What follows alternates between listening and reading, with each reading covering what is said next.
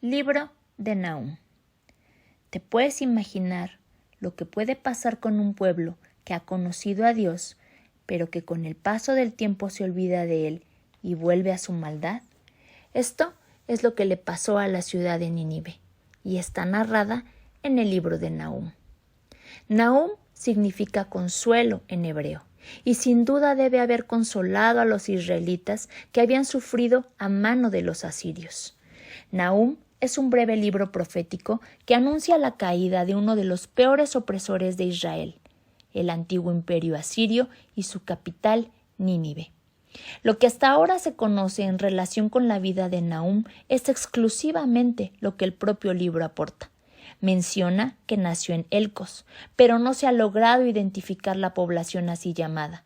Algunos piensan que la población pertenecía a Judá y otros a Galilea. La actividad de Nahum parece corresponder al periodo entre el 663 y 612 a.C. Desde su aparición en el panorama general de la historia, los asirios se habían manifestado como un pueblo bélico y como los más feroces dominadores de las naciones conquistadas, a las cuales sometieron con violencia y deportaciones. Es por ello que los pueblos de Medio Oriente, entre ellos el reino de Judá, que durante un largo siglo había sufrido el yugo de la opresión asiria, celebraron inmensamente la destrucción de Nínive. El libro se divide en 3 partes. La primera se presenta en forma alfabética hasta el versículo 8. La letra inicial de cada verso sigue el orden del alfabeto hebreo. En esta primera parte se habla de la ira vengadora de Dios. El texto canta aquí la gloria del Señor. Dios es celoso y vengador, cuyo poder supera a cualquier poder humano y aún más a las más violentas manifestaciones de la naturaleza. La segunda parte es un pasaje de transición en el que se entremezclan las promesas de paz y restauración dirigidas al pueblo elegido, con la amenaza de los males terribles que han de caer sobre Nínive.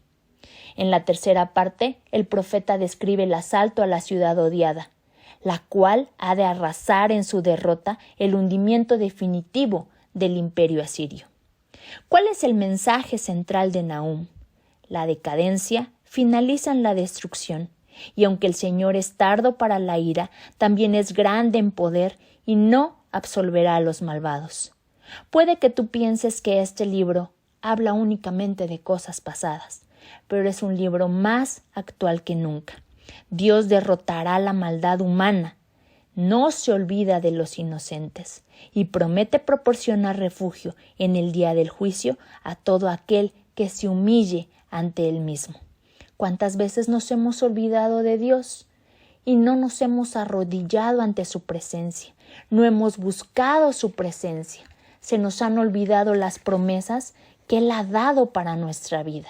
Sin embargo, Dios promete ser fiel y no olvidarse de los justos y no olvidarse de su pueblo.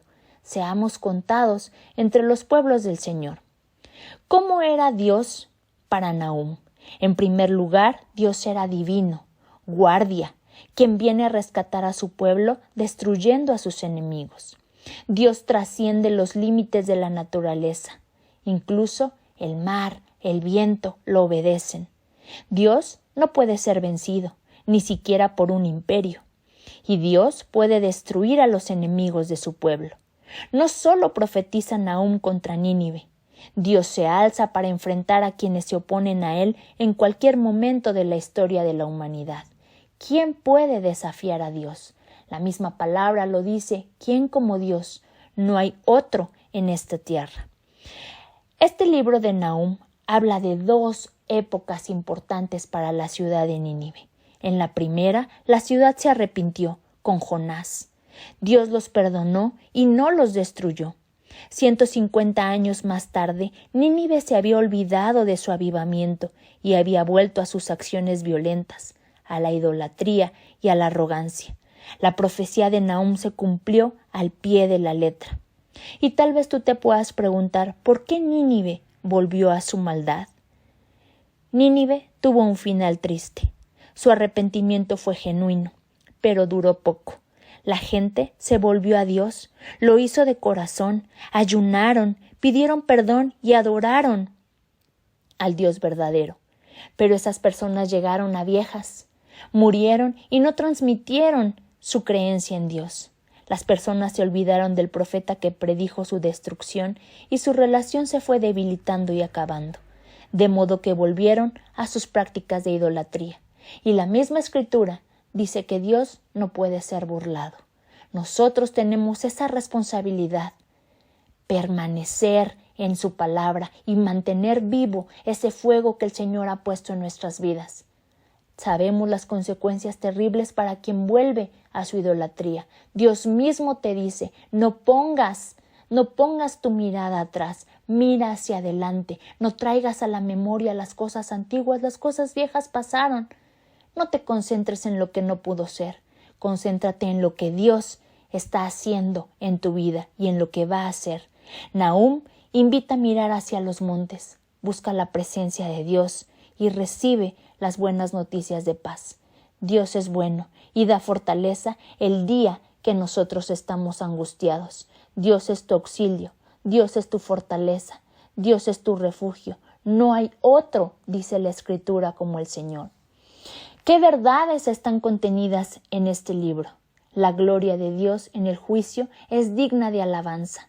Dios juzgaría a Nínive, así como a otras naciones, por maltratar a su gente.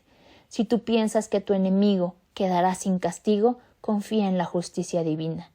Dios mantiene a su pueblo a salvo y lo restaurará de la destrucción y el exilio. Dios te tiene guardado en el hueco de su mano. No dudes de su palabra, no dudes de lo que Él puede hacer por ti. ¿Cómo se representa Cristo en el libro de Nahum? Este libro no contiene profecías mesiánicas directas, pero se puede trazar un paralelo sobre la expectativa del juicio contra Nínive. Cristo declara la salvación para el pueblo de Dios, así como el juicio para los enemigos de Dios. Este juicio ya ha comenzado y terminará con el regreso de Cristo. Confía en la palabra de Dios, confía en que Él tiene tu corona, Él tiene ya algo preparado para ti, Él tiene todo dispuesto para que tú salgas victorioso. No vuelvas al pasado. Evita la destrucción de tu vida, de tu familia, de tu casa, de tu trabajo. Arrepiéntete genuinamente y vuelve tu corazón al Señor. Enfrenta con valor las circunstancias de la vida y recibe la consolación del Señor. Dios te bendiga.